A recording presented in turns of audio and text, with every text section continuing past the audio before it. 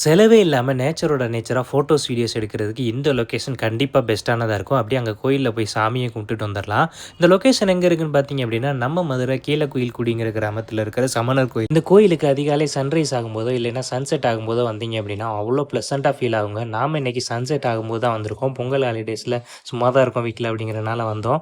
வந்து அப்படியே 2 பேரும் வீடியோஸ், ஃபோட்டோஸ்லாம் எடுத்துட்டு போலான்னு வந்தோம்.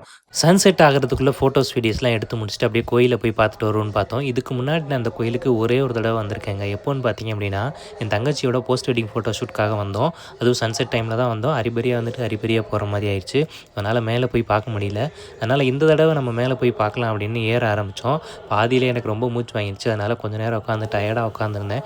அங்கேருந்து வியூ பார்த்தீங்க அப்படின்னா ரொம்ப சூப்பராக இருக்குங்க. கண்டிப்பாக சன்செட்டில் இந்த மாதிரி டைமில் மேலே ஏறி போய் பாருங்கள்.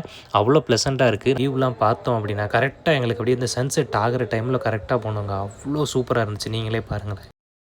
அண்ட் இதுக்கு மேலே இருக்கிற குகைகள்லாம் கிபி 1ஆம் நூற்றாண்டுலேருந்து 8ஆம் நூற்றாண்டு வரைக்கும் சமணர்களால் தவம் செய்கிறதுக்கு பயன்படுத்தப்பட்ட குகைன்னு சொல்லப்படுது வரலாறுகள். இறங்கிட்டு இருக்கோம். செருப்புலாம் போட்டு வரக்கூடாது. சில பேர் வந்து தெய்வமா நினைக்கிறாங்க. அதனால நான் கழட்டிட்டேன். சேஃப்டி அதுவும் இல்லாம இறங்கும்போது கிரிப் இல்லாத ஷூ அந்த மாதிரி செருப்புலாம் போட்டு வந்தீங்கன்னா வழுக்குது. அதனால வெறும் காலில் நடக்கிறதா உங்களுக்கு நல்லது.